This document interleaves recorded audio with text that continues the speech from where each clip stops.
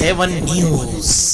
इंदौर के युग पुरुष धाम अनाथ आश्रम में रहने वाले 5 बच्चों की मौत सामने आने पर जिला प्रशासन ने तुरंत ही कार्रवाई की। आश्रम में बच्चे लगातार बीमार हो रहे थे और इसके बाद उन बच्चों को उपचार के लिए अस्पताल में भर्ती करवाया गया था। इस पूरे मामले में कलेक्टर ने उच्च स्तरीय कमेटी बनाई थी। कमेटी ने बुधवार को जांच रिपोर्ट देर रात कलेक्टर को सौंपी। इसमें यह साफ हो गया कि संचालित आश्रम में कई अव्यवस्थाएं मिली, जिसकी वजह से बच्चे बीमार हुए। 29 और 30 जून को एक बच्चे की मौत हो जाने पर जिला प्रशासन को सूचना नहीं दी और आश्रम के द्वारा बच्चों की मौत की सूचना को छुपाया गया। ये बात जांच रिपोर्ट में सामने आई है। इसके अलावा जांच रिपोर्ट में आश्रम में घोर अव्यवस्था भी मिली। जांच रिपोर्ट में ये भी बताया गया कि बच्चों को इन्फेक्शन हो जाने की वजह से वो बीमार हो रहे थे। इस पूरे मामले को लेकर कलेक्टर ने सख्त निर्देश देते हुए आश्रम संचालकों को 3 दिवसीय शोकाज नोटिस जारी किया। इसमें आश्रम संबंधित सभी जानकारी मांगी गई है और आपराधिक मामला दर्ज करने सहित अनुदान बंद करने की भी बात कही है।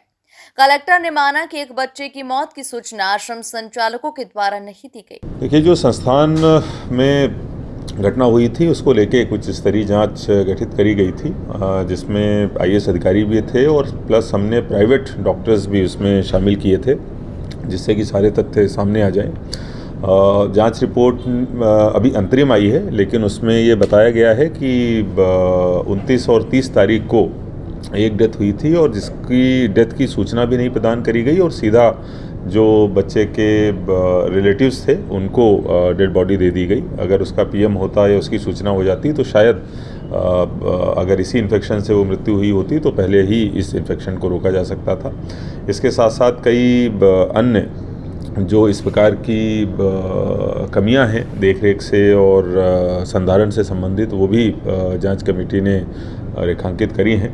इस संदर्भ में 3 दिनों का एक शोकॉज नोटिस संबंधित संस्था को जारी किया गया है कि क्यों न उनके अगेंस्ट में विभागीय कार्रवाई और आपराधिक प्रकरण की कार्रवाई कराई जाए। उनका जवाब जब प्राप्त होगा उसके आधार पर फिर 3 दिन बाद आगे की कार्रवाई करी जाएगी। देखिए, अभी उपचाररत जो बच्चे हैं वो 48 हैं, लेकिन 13 बच्चे ऐसे हैं जो स्वस्थ हो चुके हैं और आज उनको डिस्चार्ज भी कर दिया जाएगा। लेकिन रात में भी 5 बच्चों को, नए बच्चों को वहाँ पर भर्ती कराना पड़ा क्योंकि छोटे छोटे से सिम्टम्स उनको दिखे थे। तो अभी हमको कम से कम 48 घंटों तक और इस पर वो करनी पड़ेगी, निगाह रखनी पड़ेगी। अगर डेथ काउंट की बात करें तो जो बच्चे को सौंपा गया था बिना सूचना दिए हुए उनके परिजनों को, अगर उसको मिलाएं या एक अन्य डेथ जो 30 तारीख को रिपोर्ट हुई थी जो मिर्गी से बताई गई थी, लेकिन हमारा मानना है कि उसकी अभी कारण जो है वो अज्ञात है, तो कुल मिलाकर 6 डेथ्स हुई हैं 29 तारीख से लगा के परसों तक। इसमें अधिकारी की लापरवाही भी सामने आई थी, क्या पनिशमेंट दिया गया? देखिए, इसमें चूँकि अशासकीय संस्था है, अनुदान प्राप्त संस्था है, किसी अधिकारी का एज सच कोई अभी तक जांच रिपोर्ट में नहीं आया है, लेकिन संस्था के द्वारा जो संधारण किया जा रहा है उसमें कमियां जरूर प्राप्त हुई हैं। जो फाइनल जांच रिपोर्ट आएगी उसके आधार पर ही जो आगे की कार्रवाइयाँ होंगी वो होंगी। जो अंतरिम रिपोर्ट में कमियाँ आई हैं उसके आधार पर शोकॉज नोटिस जारी किया गया, उसके जवाब के आधार पर कार्रवाई की जाएगी।